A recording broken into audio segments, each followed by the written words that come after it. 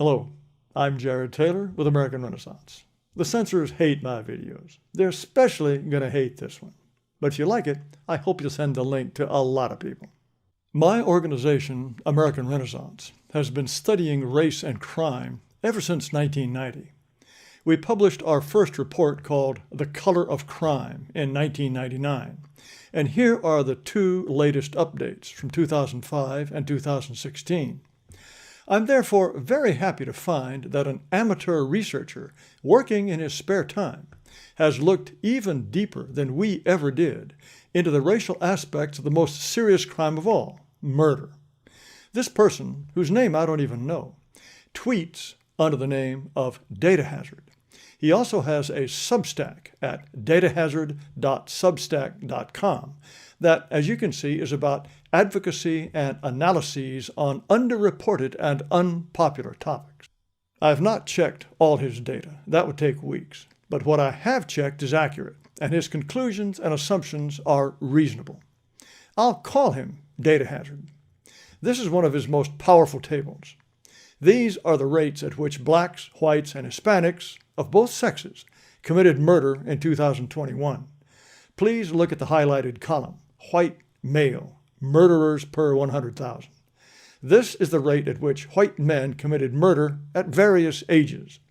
The figure just below the yellow highlight is 5.2 per 100,000, the rate at which everyone between the ages of 15 and 64 committed murder. Below that are murder rates for various age groups. As you can see, for white males age 5 through 14, the number is 0.2 per 100,000, which means that only 1 in 500,000 white boys that age killed anyone in 2021. The murder rate jumped to its highest for the 15 to 24 age group and then tailed off as the men got older. Now, look at the column for black male murderers per 100,000. As you can see, the rates for every age group are much higher than for white males. Look at the number for black males of all ages in the row next to the bottom. That figure is 64.4. It's 18.4 times higher than the equivalent figure of 3.5 for white males. In 2021, any given black man was 18.4 times more likely than any given white man to commit murder. You almost never get such a huge difference when you compare human groups of the same sex living in the same country. Now look at the Hispanic males. As you can see, their murder rates were consistently higher than white murder rates, 3.4 times higher for males of all ages, but a lot lower than for blacks. These data are consistent with findings I have reported elsewhere. But Data Hazard has gone further. Look at the murder rates for black females.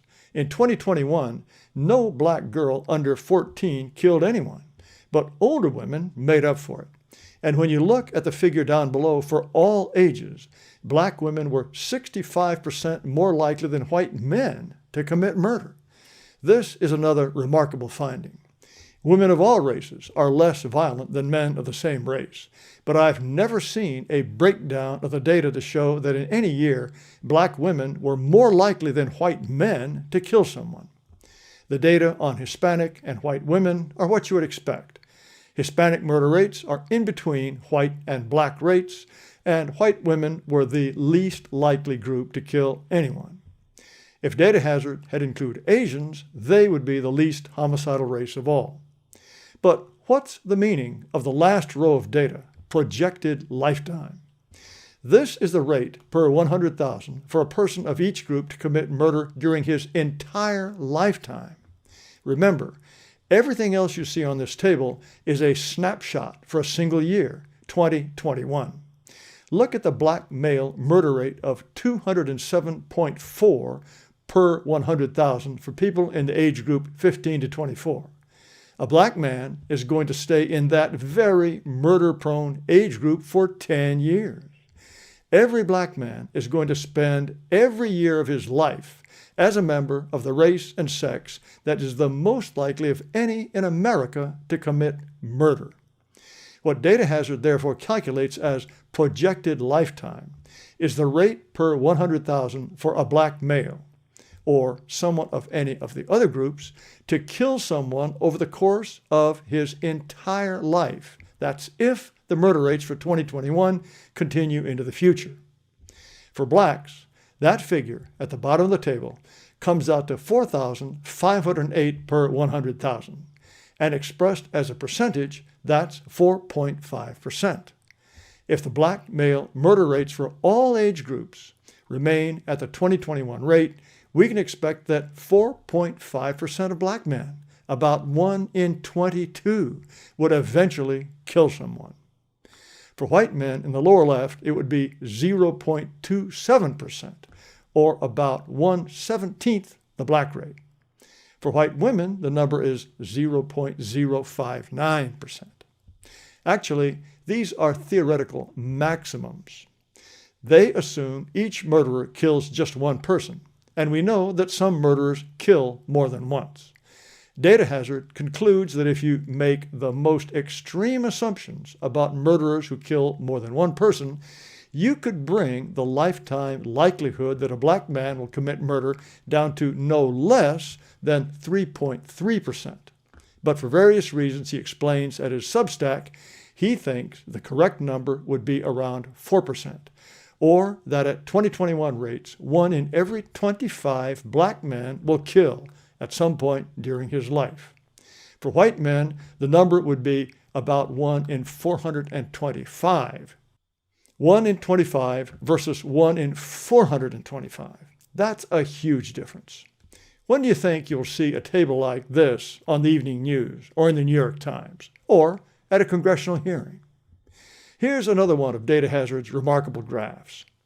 This shows what percentage of black males, that's the orange line, and white males, the blue line, will statistically commit murder by a particular age if the 2021 rates remain unchanged. Age is on the horizontal axis, starting at 14. Just about nobody has killed anyone by that age. But as you can see, by age 15, 0.25% of black boys have killed someone. That's 1 in 400. By age 25, on the orange line, just over 2%, or 1 in 50, have killed someone.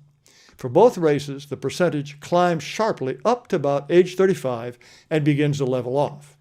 If Hispanics were on this graph, they would be somewhere between blacks and whites. Asians would be way down at the bottom. Murder rates in 2021, and they were even higher in 2022, may seem high now, but there have been much worse times. In this graph, Data Hazard uses the blue line to show yearly changes in the black male victimization rates. Those are the rates per 100,000 at which black men were murdered, almost always by other black men. The orange line is accumulated deaths by murder of black men with a 6-year projection after 2021. The point is, black rates of death by murder have been a lot higher in the past. 60% higher in 1972 and 33% higher in 1991 compared to 2021. Here are more interesting historical data. Data Hazard has found that between 1968 and 2021, 1,084,990 Americans were murdered, including blacks and whites. Blacks killed 56% of them, even though during that time there have been approximately 5 times as many whites as blacks.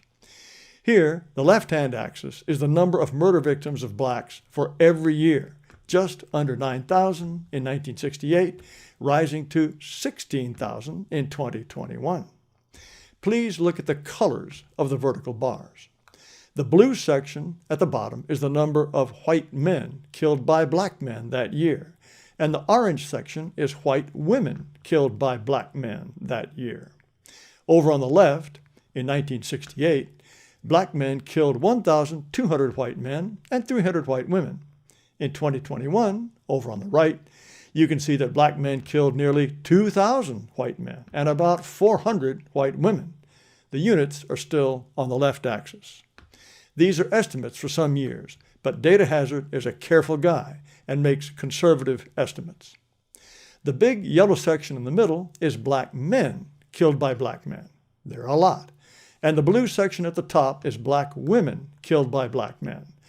Obviously, black men kill more black people than they kill white people. The white line is the accumulated death toll of victims of black men from 1968 to 2021, which is to say 606,743, with the units on the right axis. The green line is the total number of women killed by black men during that period, or 115,169. Data Hazard does not shy away from the touchy issue of interracial murder. In the left-hand part of the graph are estimates of the numbers of whites killed by blacks from 1968 at the bottom to 2021 at the top. Orange is white men they killed, and blue is white women they killed. Data Hazard estimates a total of 145,695 white people, including 35,000 women killed by blacks in the last 53 years.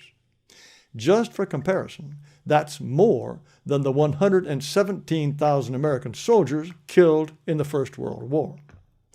Over on the right are estimates of white-on-black murders, again with men in orange and women in blue, for a total of 47,876 blacks killed by whites.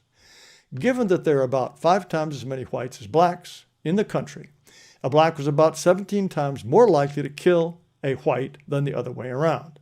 But it's worse than that, because, as Data Hazard points out, for most historical data, the government stupidly lumps Hispanics in with whites, so that in these graphs, whites includes whites and Hispanics. As we saw earlier, when you can separate Hispanics from whites, they are 3 to 4 times more likely than whites to commit murder, and they are more likely to live close to blacks and to kill blacks. My guess is that the odds of a black killing a non-Hispanic white rather than the other way around are well over 20 times greater. This is the total of the excess of black-on-white killings over white-on-black killings from 1968 to 2020. In other words, white-on-black murders are subtracted from the much larger number of black-on-white murders. Again, excess female deaths are in blue, excess male deaths are in orange. The green line is the cumulative total. Data Hazard finds that during that period, blacks killed nearly 98,000 more whites, including Hispanics, than whites, including Hispanics, killed blacks. There are plenty more interesting graphs from Data Hazard. Here's one of how black and white men die violent deaths. Blacks on the left, whites on the right. The colors mean the same things for both races. Blue on the left is suicide, orange is homicide, the tiny gray silver is killings by police, and yellow means cause unknown. The data go from 1968 only up to 2016, which is too bad. But in that most recent year, you can see that about 75% of black men who die violently are murdered, whereas 75% of whites who die violently kill themselves. Again, the number killed by the police is tiny and is about the same percentage for both blacks and whites. The police are not and never have been on the prowl looking for black people to kill. Do you remember this graph that shows changes in the rate at which black men were murdered year to year? Please note the peak in 1991 and then the decline to 2014. Essentially, all crime followed this pattern, rising to the early 1990s and then dropping. Here is a graph from a different source of total crime rates, the dark blue line, plotted against incarceration rates. See the peak for the total crime rate in the early 1990s that then declines towards the 2010s? Do you think rising incarceration rates, the rising gold line, had anything to do with it? Of course it did. If this graph continued into the present, you would see that incarceration rates have been falling while crime rates rise. We have DAs who don't prosecute, the elimination of bail, hatred for and defunding of police, and don't forget the big COVID convict release because prisoners might infect each other. Lefties tie themselves into knots, trying to convince you prison is not the solution. But a guy who is locked up can't kill you or rob you, can he? We occasionally get hints of this, at least in foreign newspapers. Keep violent people in jail. Washington, D.C. police chief says average homicide suspect has 11 prior arrests before committing a murder, as crime rates surge. As the chief says, when they're in jail, they can't be in the communities shooting people. What an idea. But as you know, we are governed by morons who are determined to disbelieve even a black police chief. And so, even though Black Lives Matter might as well be the new state religion, black people will go on killing each other, and us, so long as people with 11 prior arrests are walking around rather than living in the big house. We are not governed exclusively by morons. We are also governed by ignoramuses. Our rulers don't know a tenth of what I have just told you, and I haven't covered a tenth of what Data Hazard can tell you. But I'll add just one more thing. Here is how the racial mix of the United States is changing. Whites, the top line, were almost 70% of the population in 1990, and we were just under 60% in 2021. If the country in 2021 had been 100% white, and the white murder rate were the same as it was in 2021, the number of murders would have dropped from about 26,000 to about 7,000, a decrease of 73%. The approximately 40% of the population that is black and Hispanics means we have nearly 4 times as many murders as an all-white country would have had. Just something to think about. Of course, our rulers are not thinking about that, and nothing will change until Americans realize that we wouldn't have anything like the crime problem we have if we didn't have a race problem. Thank you so much for watching. Please subscribe to this video channel. You might even give this video a thumbs up. I invite you to visit amren.com, amren.com. You'll find videos, podcasts, discussions, I think a lot of things that will interest you. But again, thank you so much for watching.